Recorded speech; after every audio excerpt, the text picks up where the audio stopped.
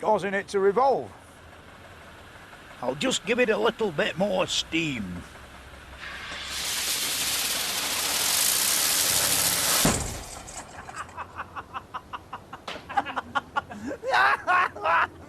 That's incredible. I knew that had happened, you know. Where's the copper pipe bit? Well, that rules out any more demonstrations with Heroes whirligig. What a shame. In the ancient world, experiments like this were carried on more as a sort of novelty than anything else.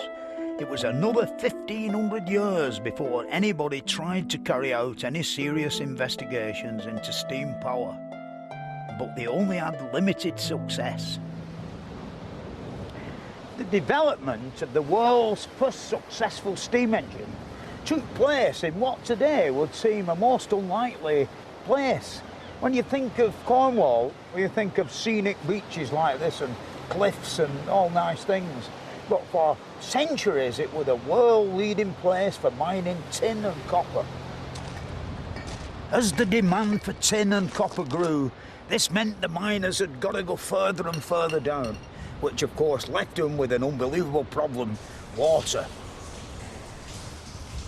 The problem of underground seepage plagued the management and the miners alike, cutting into profits and stopping production and claiming lives, especially when the shafts were sunk on the edge of the cliffs near the coast and the workings went out under the water for more than a mile, like this one here at Batalic.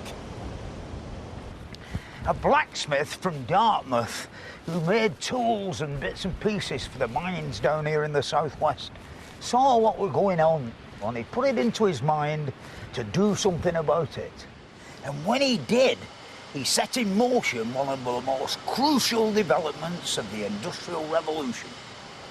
Between 1710 and 1712, Thomas Newcomen invented a brand new type of steam engine, which was designed solely for one purpose: to pump water from deep mine shafts.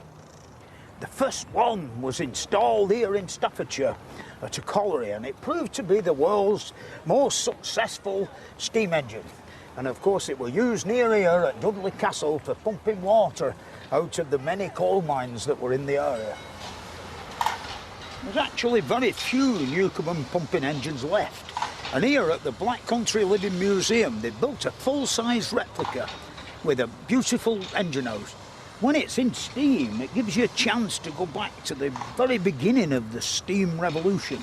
I mean, when you look at it now, you know, you can see the great beam sticking out the end of the engine house, which in turn works the pump rod down the shaft.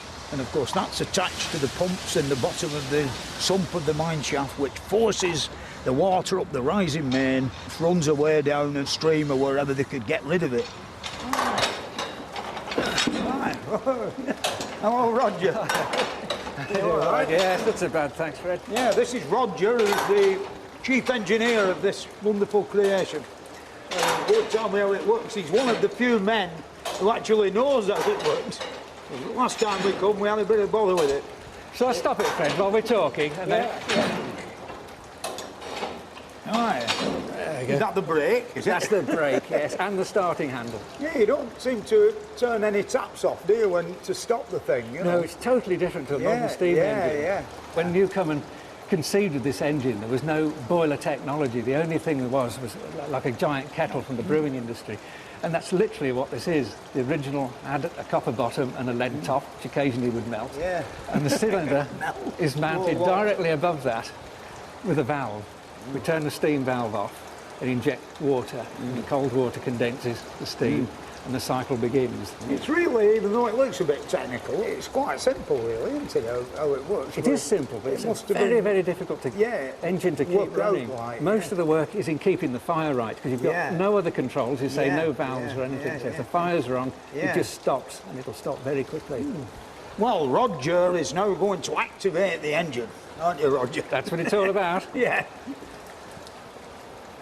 really, in 1712, this was the cutting edge of technology, you know. Before then...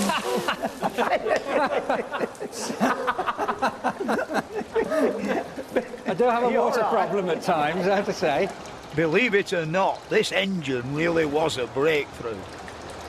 The only other ways they had of raising water from mine workings were either by buckets, propelled by horse gins and things like that, or wooden pipes with chains and bits of rag on. So really this was quite something when it came along. It enabled the miners to go much deeper to get rid of the water.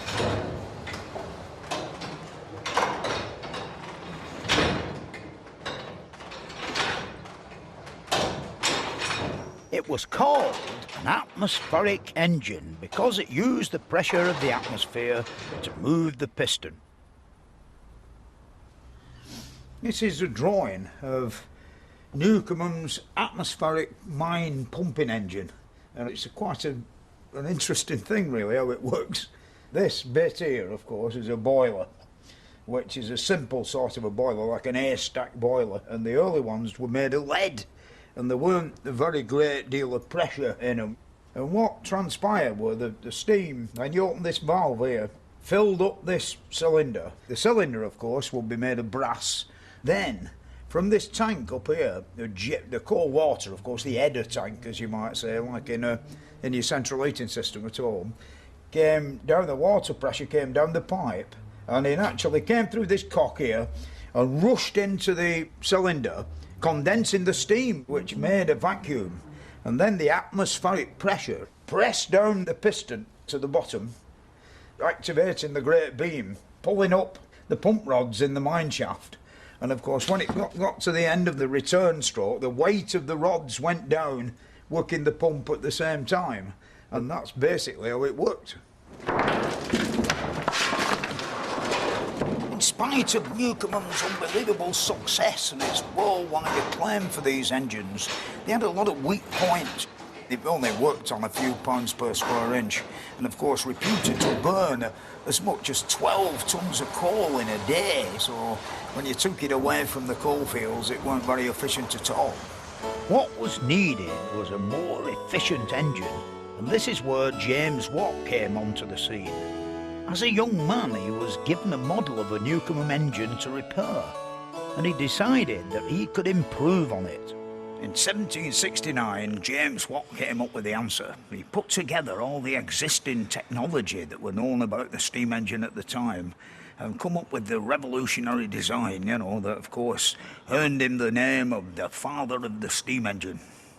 One of the best things that he came up with really was the separate condenser. Before, in the Newcomen system, every time the cold water injected into the cylinder cooled the thing off straight away.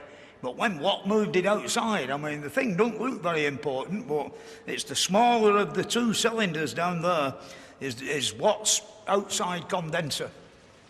What happened, when the stroke had finished, the exhaust comes down these pipes here into the condenser and turned back into water again, which had the effect of keeping the cylinder hot all the time.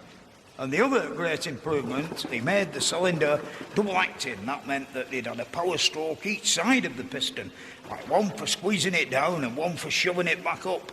Some reckon it saved as much as 70% on the coal bill, which must have been incredible. Meanwhile, back here in Cornwall, the unbelievable increased efficiency of the Bolton and Watt pumping engines soon made it that there weren't a Newcomen atmospheric engine left here in the mining areas. But it did another wonderful thing. If you took off the pump rod and put a connecting rod and a crank on, you could make it into a rotary engine whereby you could wind the men a lot, get them down to work a lot faster, and of course bring up the ore as well. This was particularly good news for the miners themselves. You look down into this great chasm here, you can see various flights of stone steps coming up the cliffside. And now in the olden days, before the days of steam winders of wire ropes and cages, the miners had to get down the face of the cliff, far down nearer to the sea as they could, and then enter by an adit that met the main shaft going down, and then continued the journey for 1,800 feet on ladders with various platforms down the shaft. And then they got to go for a mile underneath the ocean before they actually started work. They must have been some special men, them men. But the steam winder changed all that. This behind me is the mine at Levant, and it went more than 1,800 feet down and then more than a mile under the Atlantic Ocean. Quite an incredible feat, really. And in the little engine house, they've got a winder that I can't wait to have a go on. Hey, let me have a go. Yeah, certainly. What's first job? Take the brake off. Yeah, take a break off. Right. How many turns? Wait a minute. This engine was what were known as the fast winder. It's based on the James Watt beam engine principle that were built by Harvey's of Ale in 1840, and it wound skips of oil from a shaft 1,800 feet deep in 5 minutes.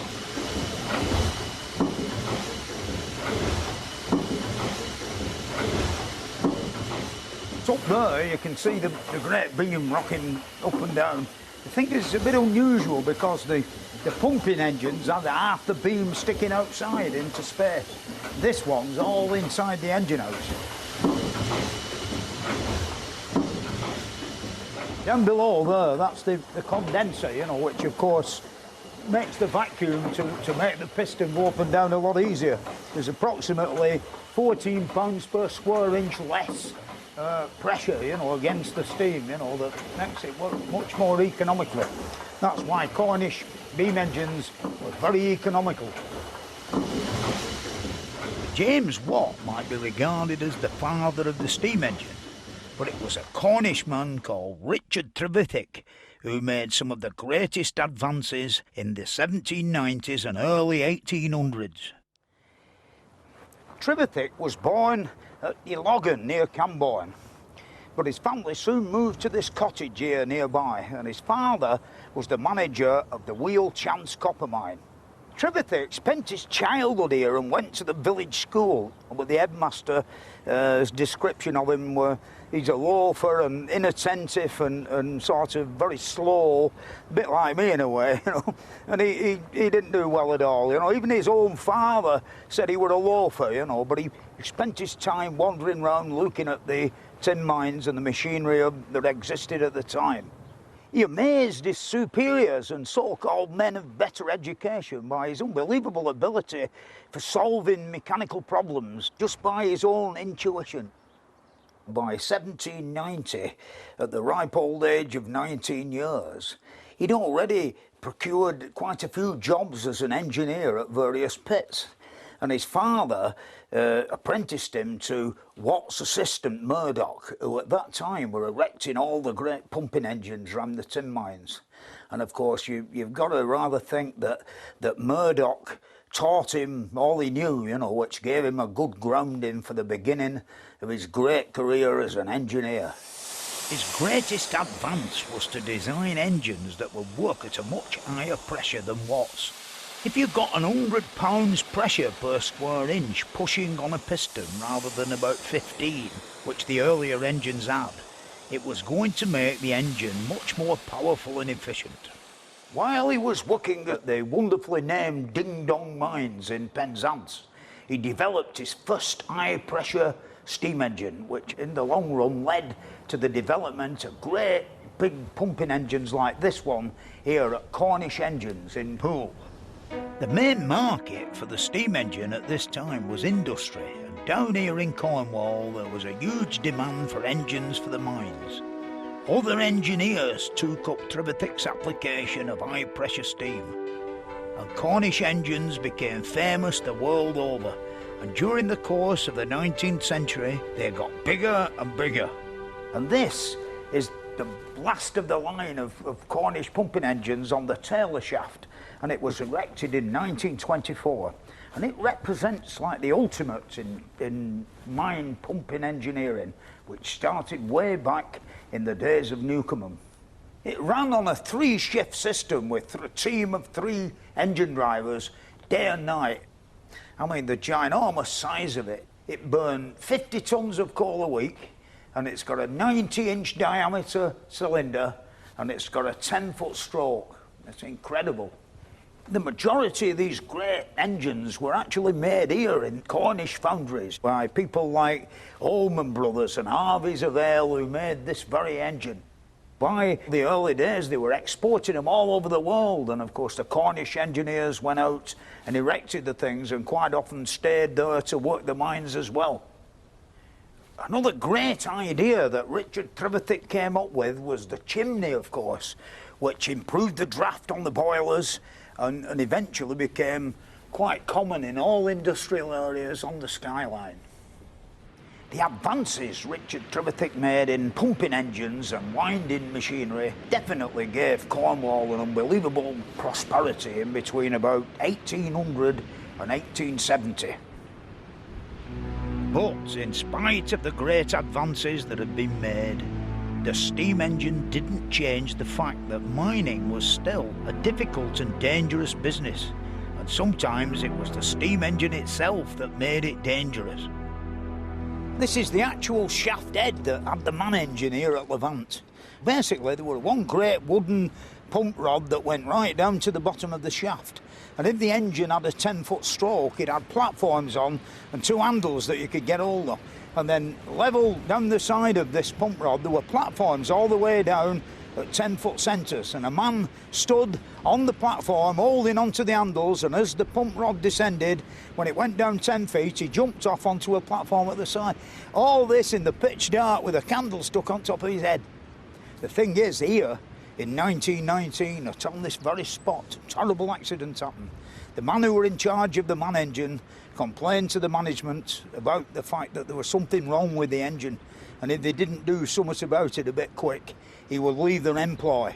Anyway, they didn't do anything about it, and he left their employ, and a bit later on, the engine, the beam broke, something happened, and the rods went down the shaft with all the men on, and 36 of them died, you know, got smashed to bits with the timber and the bits of iron and everything that were coming down, and it took 4 days to dig them all out.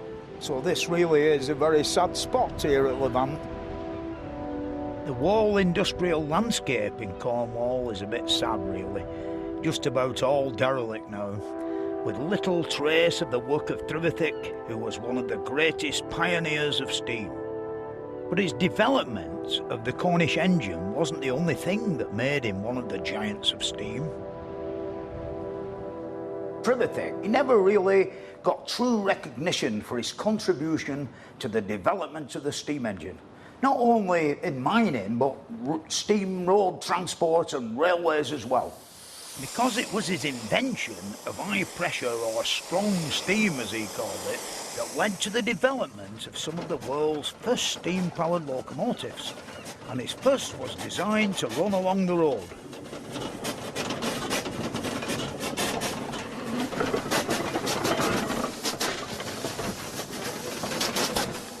Trevithick's use of strong steam meant that you could build an engine that weighed about 10 tons that would do the same work as an engine that weighed 650 tons. And he soon realised that the engine was quite small enough to transport itself along the road. And here at Camborne, they built a reproduction of the Puffin Devil, which is a quite interesting piece of machinery. The engine was pretty simple. A mixture of wood and iron and all blacksmith made. The only drawback was the boiler was too small and the steam couldn't be kept up for long when the locomotive was underway. But it was the first successful high-pressure engine constructed on the principle of a moving piston, which was not only raised but depressed by the steam. On Christmas Eve in 1801, he ran this up a hill of several hundred yards, with a few people hanging on it a bit like this. But unfortunately, it burnt out while Trevithick and his mates were having a bit of a booze-up to celebrate their success in a nearby inn. This concrete, you know, it's bad news.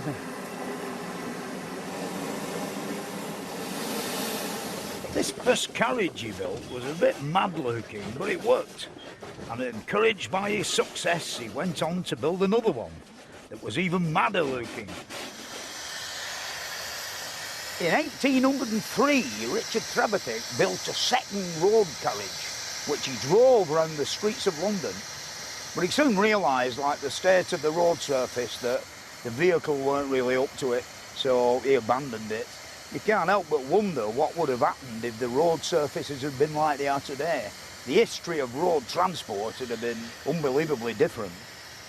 This magnificent engine has been made by Mr. Tom Brogden, sort of a chap who I've known for some time. Hello, Tom. And he's constructed this engine more or less on his own from very few drawings, you know, and it actually runs, to me, it's a wonderful creation.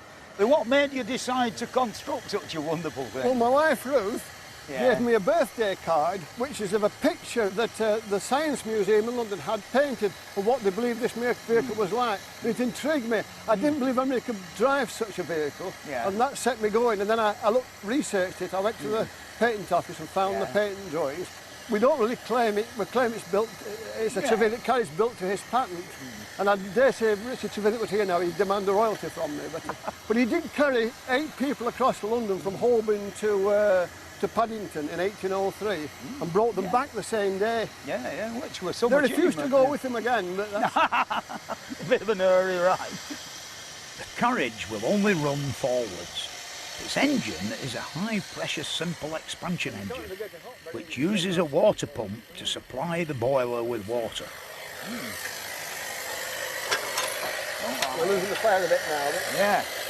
Can I put some on? Yeah, you put some on. I know it's blowing off, but as soon as you go, yeah.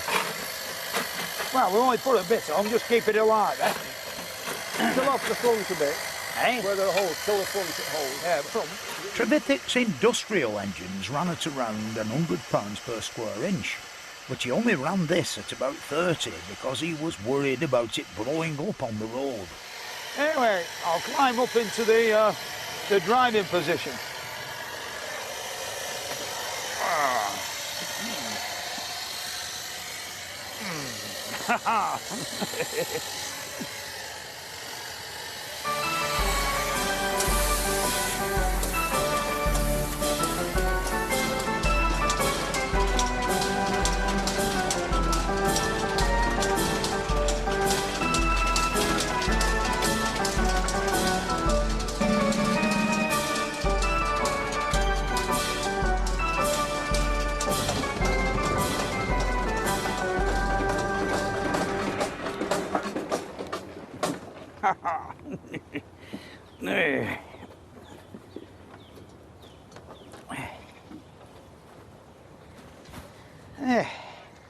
I really enjoyed that, but you can imagine what it must have been like in the olden days, in 1803, when all the roads were full of deep ruts from horse-drawn traffic. I mean, it's all right here on this nice smooth car park, but you can see why Mr. Trevithick abandoned it, you know, if he'd got to put up with them sort of conditions.